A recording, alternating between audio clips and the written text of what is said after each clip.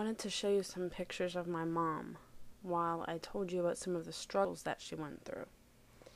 When she first got diagnosed with lung cancer, she was as normal as ever. She was as independent as she ever had been. She still kept up doing all the laundry and all the other chores that she always did when she got home. The only thing that really changed was she became a little more quiet and inside of herself. She wouldn't really talk about how she felt about it.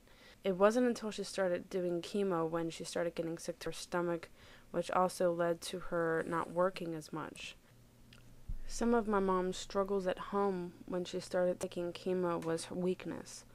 Some things that happened at work because of the chemo was, while she was working, she felt slightly woozy, so she sat down on a pallet and she passed out, and evidently, according to people around her, she vomited all over herself. They forced her, basically, to go home. She didn't want to go home. She never wanted to go home. Even when she was feeling bad, she always went to work. Well, this time they said, you need to go home. It was probably about noon when she got home. She told me about it. That scared her. She didn't like that, but she still went to work. I had to work to help bring in some income, as well as help her with chores around the house. Now, mind you, my mother was very independent. She hated asking for help. She was very, she was just very motherly. She hated asking other people, especially her own daughter, for help. She really hated asking for help, and she actually cried to me a couple times telling me how much she hated asking for help. Her daily routine was getting up at around 4 in the morning, taking a shower and doing her hair, feeding the cats. She would leave probably about 5 o'clock. She would go to work, do her thing. She worked at a printing company here in Ohio, where she worked in the bindery department. She did a heck of a lot of walking. Her knees always hurt, her feet always hurt. Her back probably always hurt, but she never told me. She came home at around 3. She would sweep up the floor from the cat litter and clean the cat box, give the cats fresh food and fresh water.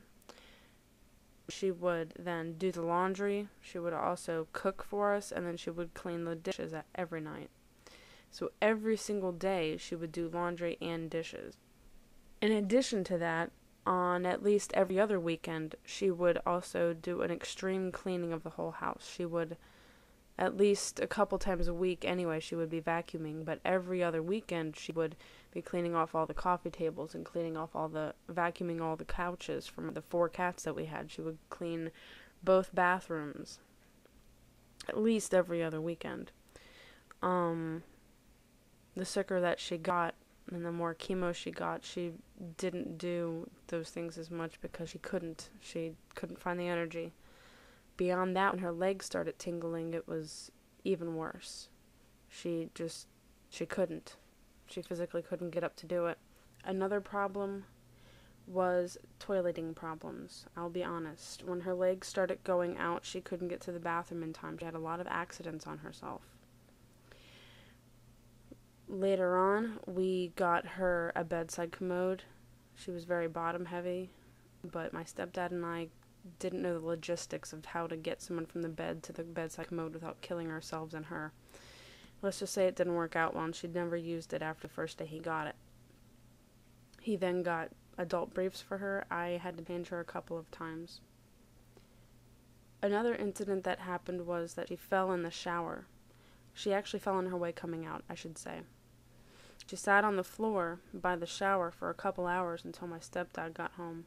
That in itself scared the living bejesus out of her, even more than the toileting problems. She actually took sponge baths from then on. I think it was probably September when that happened, so for a couple months she was taking sponge baths. So basically, once she got into hospice, she still didn't talk about it. She went in. She didn't want to live a life on her side, from side to side, because she was paralyzed from the waist down. She didn't want to live a life on her side.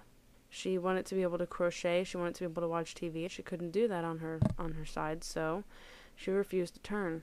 Part of her struggles from then on was the fact that she had a very bad pressure sore on her tailbone. So part of her struggles was sitting there and trying to actually have a decent life in her last few months, and do what she wanted to do. So part of her struggle was still maintaining a sense of self, a sense of independence, and a sense of control over the fact that she had something that was making her bedbound, even though she was always on the go. Something made her have to stay in bed, and she never wanted to sit down hardly. I mean, when she got home, she maybe sat down for a couple of hours to watch TV with us. When we ate in front of the television, so that was our means of communication, to watch television and entertainment and talk about what we were watching and just have fun. And she was always just so happy and laughing, and once she was in hospice, it was hard for her to keep happy. I remember watching some things, and she was just sick of the same old thing over and over on Lifetime Movie Network. She was sick of the same old design scheme when she was watching HGTV and all these different design shows, and I don't know, and the food tasted terrible, and just she was miserable. And I'm just glad when she finally went, she was in peace.